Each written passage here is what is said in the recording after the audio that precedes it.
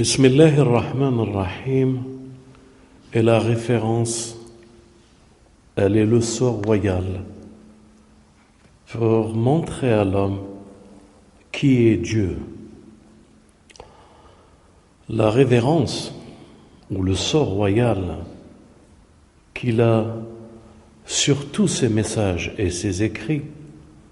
Vous savez, un sort royal, c'est comme si quelqu'un écrivait, quand je dis quelqu'un, que Dieu me pardonne, écrivait une lettre et qu'il met son empreinte et sa signature.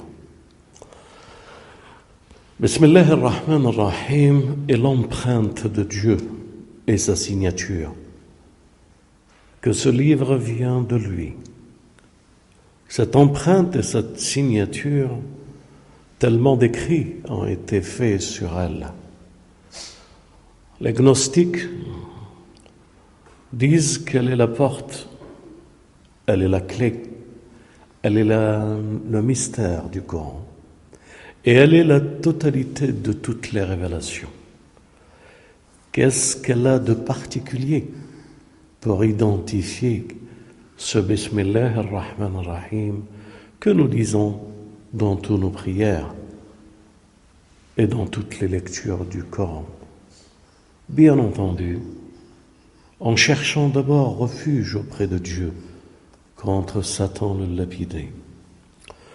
Bismillah ar-Rahman ar-Rahim, elle comporte 3 façons de voir ou de comprendre ou de saisir ce sort royal. Elle nous dit Bismillah, elle nous dit au nom d'Allah, au nom de Dieu. Voilà le premier signe, c'est le signe de Dieu. Mais il a encore ajouté 2 autres noms de sa grandeur. Il a mis Ar-Rahman, Bismillah Ar-Rahman. C'est quoi le mot Ar-Rahman par rapport à Ar-Rahim? En somme, la Bismillah comporte 3 noms divins de Dieu et de son mystère et de son secret.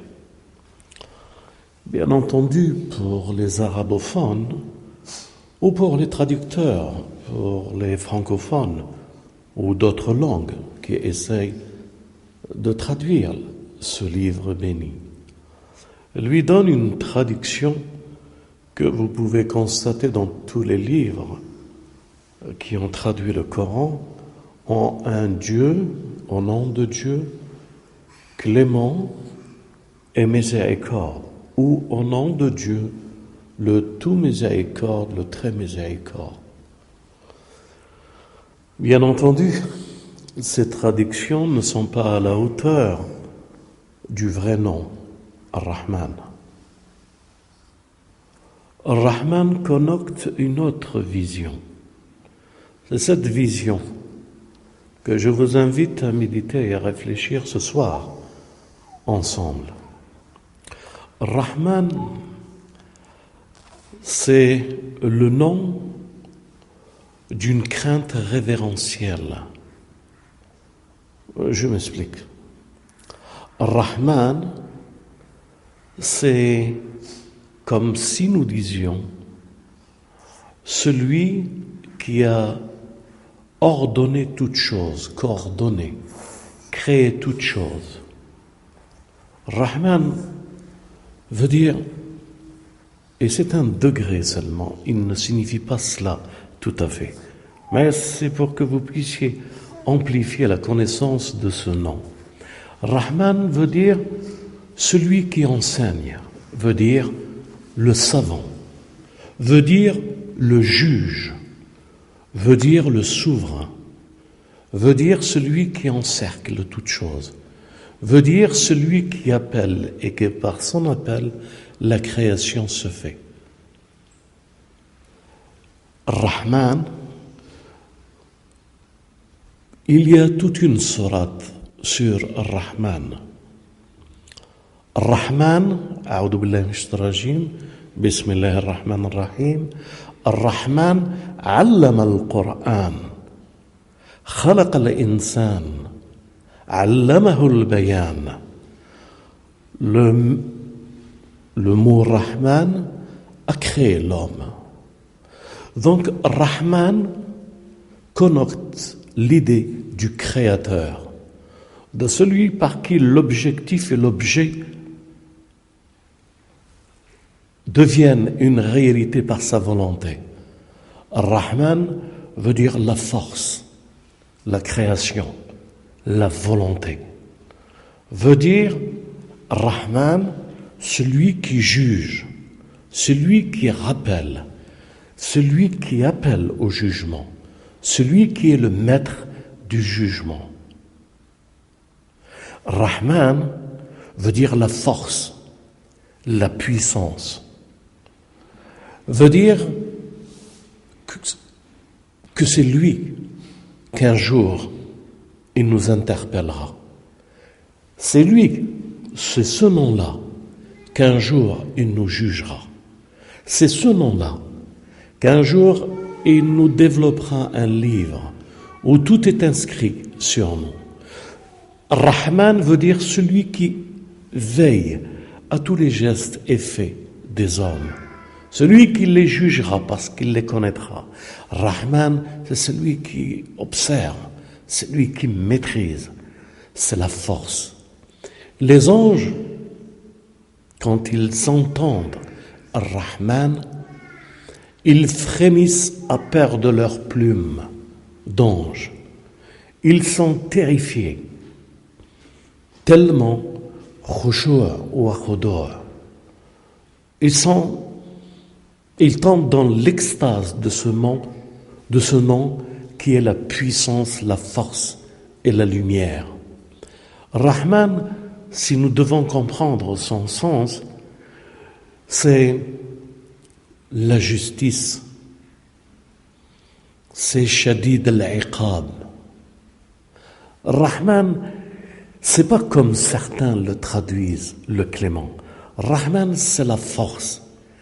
C'est celui qui te met devant ta vérité. C'est celui qui est là et qui t'observe. Et c'est celui qui te rappelle. C'est celui par qui la science et la connaissance est descendue. Rahman, le terme Rahman a enseigné le Coran. C'est Rahman qui a enseigné le Coran. Rahman, c'est celui qui a khalaq al-insan. Rahman, c'est celui qui montre la preuve. C'est celui où tout est prouvé à travers ce nom. Donc, mes frères, le premier nom de Dieu, en dehors d'Allah, subhanahu wa ta'ala, le deuxième nom qu'il met dans son sceau royal, c'est Rahman.